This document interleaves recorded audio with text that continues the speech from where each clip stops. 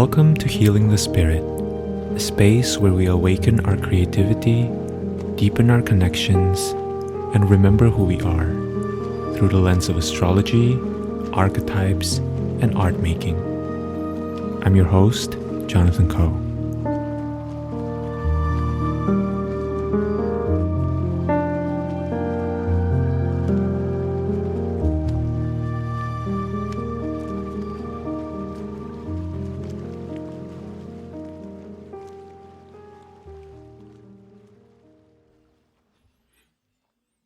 Hello everyone, welcome to this week's contemplation. I am super excited to be sharing some of the messages that came through for this week, as well as some points for contemplation around the energy of the week, around the astrology. And as always, I welcome you to listen with discernment and to really feel into if any information is coming up for you as you're listening to this, right? Any sensations, any emotions, memories, thoughts, inspiration, because that's truly the message that's here for you. All right, so let's begin, as always, with a little bit of an overview of the astrology of the week. So on Tuesday, January 24th, the sun, which is currently in Aquarius, is going to create a sextile to Jupiter, which is in Aries. On Thursday, January 26th, Venus is going to enter Pisces. On Saturday, January 28th, the sun, which is in Aquarius, is going to square the nodes, which is the nodes are currently in Taurus and Scorpio. And then on Sunday, January 29th, Sun in Aquarius is going to trine Mars in Gemini, and Mercury in Capricorn is going to trine Uranus in Taurus. All right, let's talk a little bit about the context with which we're coming into this week. The last couple weeks, in some ways, have been quite rough. Mars and Mercury went direct, right? And so you may be hearing from various sources, your favorite sources on social media, that this is fabulous. And in some ways, it is true that planets going direct can have more of a dynamism to them, can have more movement. But if you look at the actual movements of the planets themselves, as planets go direct, they also move very slowly, right? So to ground it into actual astrological information, Mercury has been hanging out in 8th degree Capricorn for the past week. Meanwhile, Mars has been hanging out in 8th degree Gemini for 2 weeks.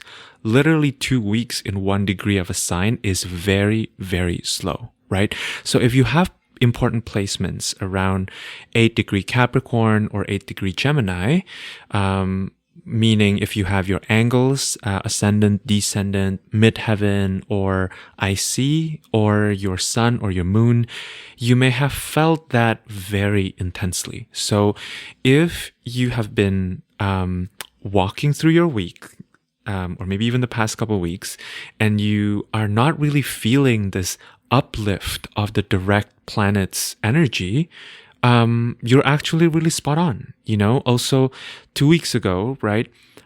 Mars, which is currently in Gemini, was ruled by Mercury, which at that time was still going retrograde, right? So there's still a lot of slow energy. And I think as planets go direct, instead of the storyline moving in a flow or kind of swiftly, often what happens is that it feels more like a confrontation, right?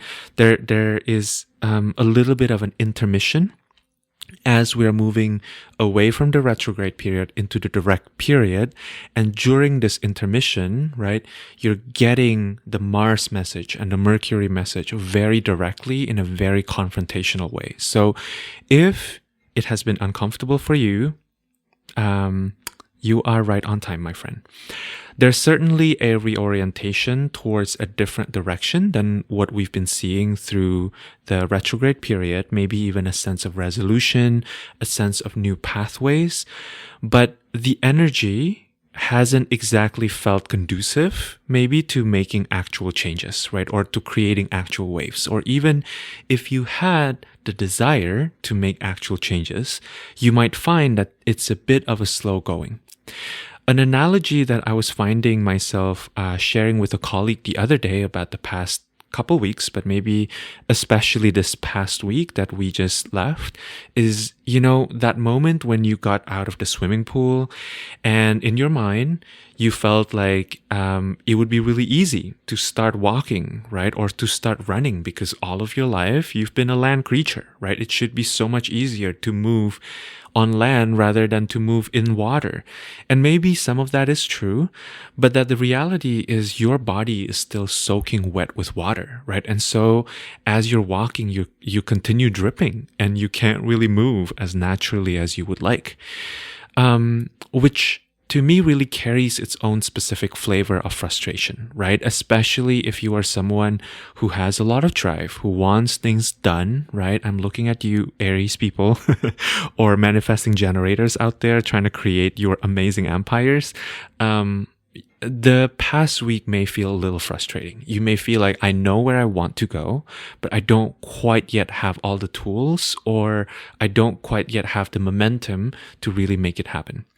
Now, this week is, to me, where we will probably start feeling a change in the energy. On the one hand, there's the energy of parting. There's the energy of more discernment this week around what's ours and what's not, and what's part of our duty and what's not part of our duty, what is within our sphere of responsibility and what's not. And then on the other hand, I think there's also a sense of gentleness, flexibility, and mobility, right? There's the energy felt to me like a gentle rocking movement. Another image that's coming to my mind is a tadpole that is finally able to not just wiggle, but finally swim away from a point right within the current that it's found itself stuck in. Mercury and Mars, both by the middle of the week, are slowly but surely leaving that neighborhood of 8 degrees Gemini and Capricorn. So I think we'll start to see a little bit of forward momentum around the things that we wanted to plan, the things that we wanted to execute, the things that we wanted to get a start on. I'm really loving this energy of the sun in Aquarius creating a sextile to Jupiter in Aries. And to me, as I was contemplating on this, Aquarius really represents the collective, right? Whereas Aries represents the individual. Aquarius is the visionary elder, whereas Aries is the child, right? Sextiles to me are about collaboration. It's represented as a 60-degree aspect, and it's much more subtle than a trine, which is a 120-degree aspect, right? So let me spend a little bit of time parsing this out so that you have a clearer sense, and maybe you can even feel on your body the difference between a trine and a sextile and how we can work with sextiles, right? A trine always happens between signs of the same element. So for example, if one planet is in Pisces and another one is in Scorpio, right? Both of them are water signs. That would be a trine. If one planet is in Leo and another one is in Sagittarius, both are fire signs. They would make a trine, right? So trines kind of have this vibe of, maybe meeting a dear friend, from your hometown when you go to college, right? This friend, unbeknownst to you, happen to enroll in the same college. And the moment you meet this person, right, you just have so much shared history that even if perhaps you weren't necessarily friends, right, to begin with, you have the same vocabulary around like some of your favorite spots, the same high school teachers, right? Some of the same people, the same gossips and so forth. Meanwhile, sextiles, which is a 60-degree aspect, right, happen between two signs that are of a different yet complementary elements, right? In astrology, fire and air belong to the diurnal camp, water and earth belong to the nocturnal camp, right? So an analogy that I will use here is that it's kind of like two people who met at a party, who maybe work in the same industry, but they work on different ends, or they have different roles within the industry, right? Maybe an example is one of them is an expert in music history, whereas the other one is a performing conductor, right? If they choose to go a little bit deeper and to fuse their knowledge, they may find that there are potentials for collaboration, for conversations that can actually go really deep, right? Because the two people have a general awareness of the same neighborhood of knowledge, but maybe they don't, that their intimate and their specified specific knowledge is not the same, right? And so they can kind of start complementing one another. So let's go back to astrology. This week, as I mentioned, Sun in Aquarius sextiling Jupiter in Aries, to me, really feels like there's potent opportunities for creating a collaboration between parts of yourself that perhaps you haven't really thought about fusing together, or that you haven't really thought about creating a meeting for them to start talking to one another and to start brainstorming. I like to think of this, because we're talking about Aquarius and Aries, as a collaboration between your elder self and your child self, right? Aquarius is a fixed air sign.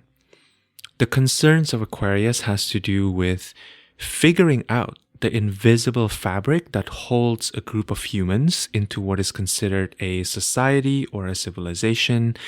Aquarius is interested in understanding how a large, or at least a larger group of people, how they behave and why they behave in that way, right? Meanwhile, Aries is a cardinal fire sign. So Aries energy starts something, right? It starts the fire. Aries energy, in my observation, couldn't really give two shits about what other people want, because it's all about lighting up its own match, right? It's all about figuring out what turns me on, what excites me, what do I feel like burning, and what would I allow to burn me out. And it's about moving from that state of stasis into movement, right? Into igniting the fire. Aquarius is tactical, Aries is erotic, right? And when I say erotic, I don't just mean sexually, although it can certainly manifest in that way, but I'm also talking about Eros as the primal life force. Aquarius, ruled by Saturn, is really practiced in the art of dissecting what is, right? And the system that currently exists, and is always trying to use this knowledge of the present situations to be able to envision what is next, right? What else can we do? What are the alternatives? Meanwhile, Aries is interested in directing that life force energy somewhere, right? And so, a central question for contemplation that I will share with you for this coming week is, what does it look like if you give your elder self and your child self the opportunity to collaborate, right? What would happen if you bring your wisest self as well as your most excited, most energetic self into the same room? What solutions can they think of together? What challenges can you begin to dissolve? What changes can you begin to attract? What solutions can you implement in your reality, right? To me, the Aquarius within us has this ability to reach into a deeper sense of time, right? Sort of the geological timeline, and to have faith that the future can really be a better version of the present, right? In fact, I think this is at the heart of what Saturn is teaching us, right? Saturn understands that reality unfolds in much greater timeline. And so something that we plant today can really take roots and then have, starts to come into fruition outside of the purview of what we consider to be the ideal time for that, right? Meanwhile, our Aries self wants quick gratification, right? Aries is all about like quenching that thirst, quenching that desire right now, right? So combining the two together, you have a really exciting combination. I think there's a lot of potential this week to start coming up with ideas that both are really powerful in terms of where you want to take your reality into, as well as feel really good at this moment. You know, can you not get stuck into this way of thinking that what is pleasurable for you now necessarily will mean that you'll have to pay for it later, right? What are some of the things you can do that feel really good now and also create a really expansive future? What if you give yourself permission to believe that both are possible? So something I learned recently from one of my teacher, Melissa Tiers, is this idea of kind of playing around. And I know that this, when you hear this, you probably have heard it spoken in different contexts or via different modalities before, right? This idea that humans have 3 different brains, right? There's one brain inside our heads, right? And then there's one brain inside the heart, and then one brain in the gut, right? And when I say brain, I really mean metaphorically here. I mean that there are sort of 3 major control rooms in our bodies, right? For a lot of people. And obviously there are other brains as well. There are other control centers, but for now, stick with me just for the sake of this contemplation. Let's just think about these 3 control rooms, right? What if you give yourself a permission to listen to the different answers, right, that come from these different control centers, from these different energetic centers, and then start to give yourself permission to consolidate the answers that they're giving you. So to me, right, the energy this week has to do with getting to work, allowing what we've uncovered or what we've illuminated to be put into action, to be put into words. Something I'm sensing about this coming week is that some decisions will need to be made. There may be decisions you've been putting off, one that you've been deliberating, or perhaps even one that you haven't seen coming that are going to be knocking on your door this week. As the planets go direct, but not just going direct, right, but actually moving away from that 8 degrees Gemini and 8 degrees Capricorn, I think there's going to be an energy of fluidity that's invited into the game here, right? Astrologically, I see this also as connected to both the sun in Aquarius squaring the nodes, right? In other words, the sun, which represents greater or more than human knowledge, or wisdom, kind of illuminating the incarnational or the 3-dimensional reality plane, as well as Mercury in Capricorn, trining Uranus in Taurus, right, both being in earth signs. When we combine these 2 together, we really start to have an increased focus into embodying or solidifying into incarnate reality. In layman's terms, right? What has been conceptual or maybe emotional or spiritual a couple weeks ago, 3 weeks ago, is now knocking on your door, right? Now it's asking you to really make a fucking choice. Some of you may even have started to feel this last week, right? But to me, at least from my own personal experience, last week there may have been a little bit too much fog.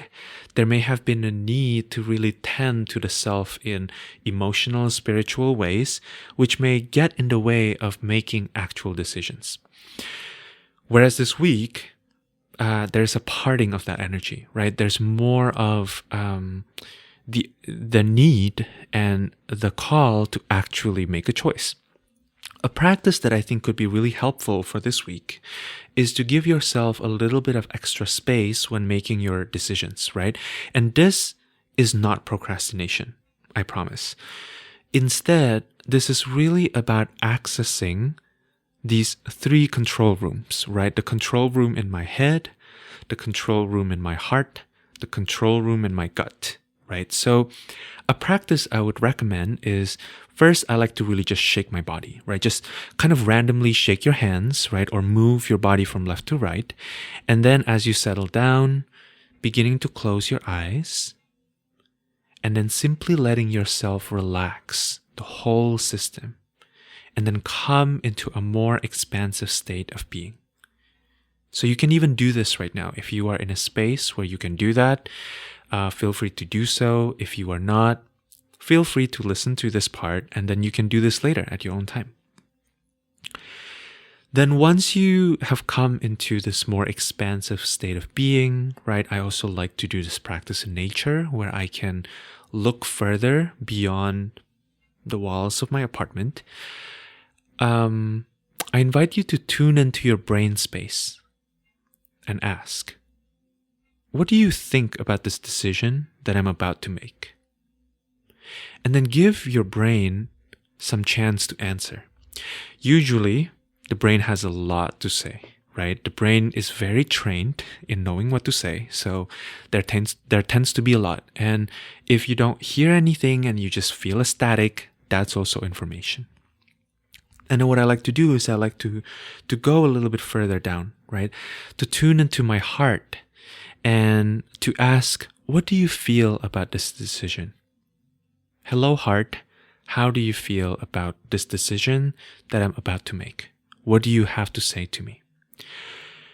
To me personally, the heart tends to answer very softly, very gently, in ways that are no less powerful, right? The heart is also really powerful. Often, when I tune into the heart, I really feel on a somatic level the sensation of the warmth, right? The tenderness, the all-enveloping quality of this force field that the heart creates.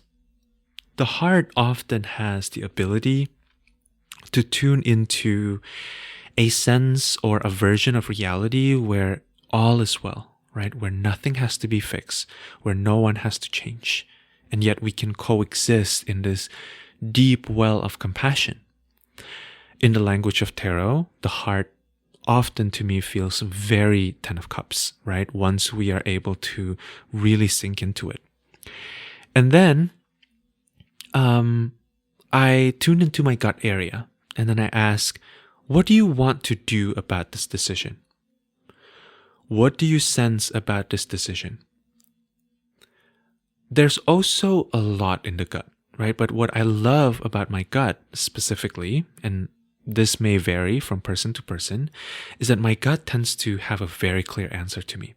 It gives me a yes or a no, and usually there's not a lot of explanation, right? So this week, if you find yourself at a crossroad, right, or at a threshold and you have to make some decision, I want you to try this technique and to see what they have to say, what each of them has to say, and then really ask yourself, which one, if there's a way to kind of give all of these different centers, right, the respect that's due for them.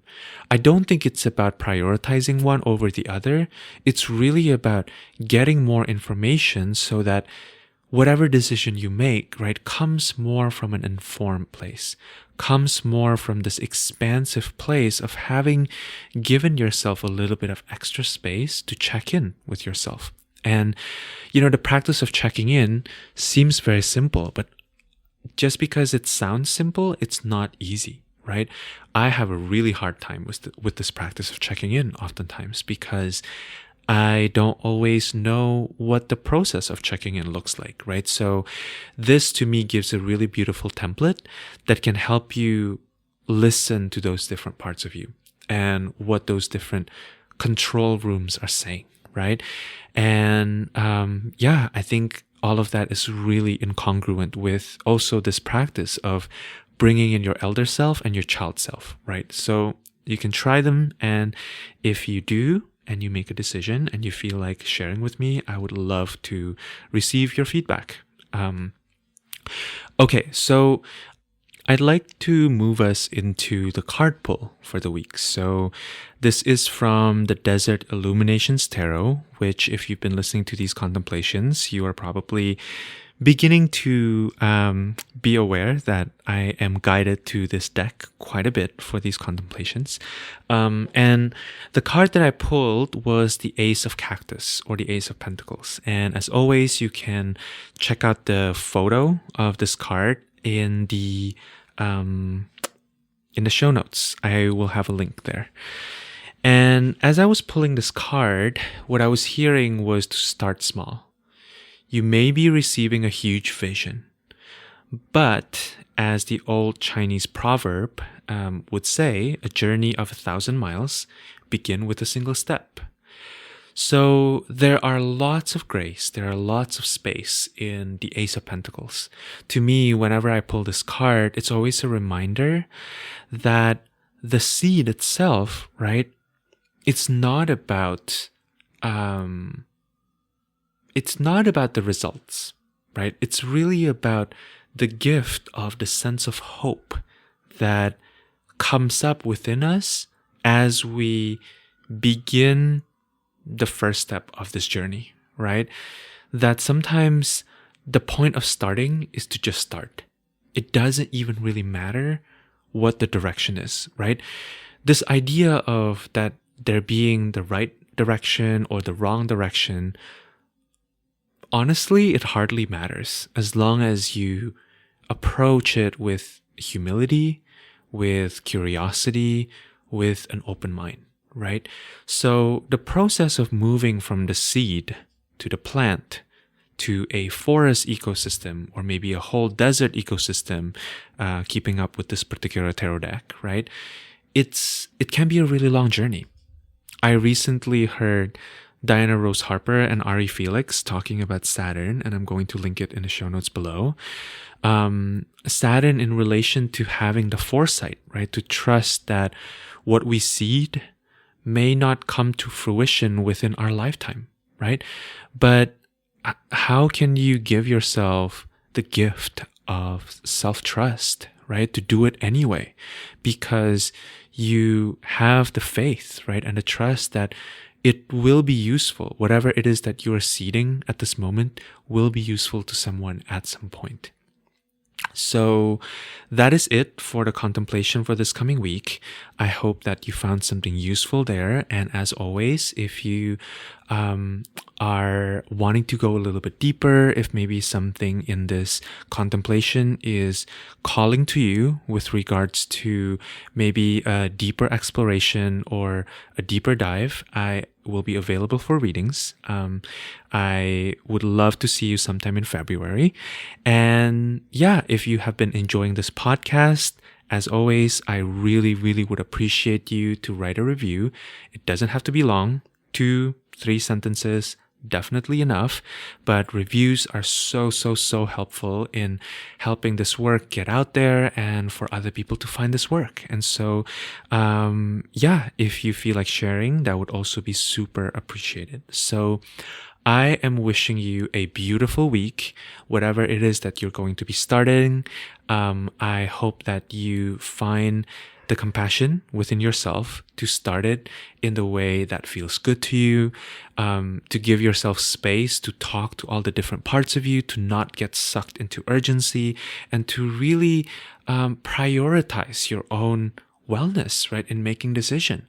Prioritize your own sense of feeling good about this decision you're about to make, because my sense is that some of the decisions that you're making this week will probably have pretty long-term repercussions. So feel free to really give yourself the luxury of talking to the different parts of you, of accessing different parts of you, so that you can come to a sense of clarity and that you will feel good about whatever it is that you decide to do. All right. I hope you take good care of yourselves, and I am sending you so much love. Thank you for listening.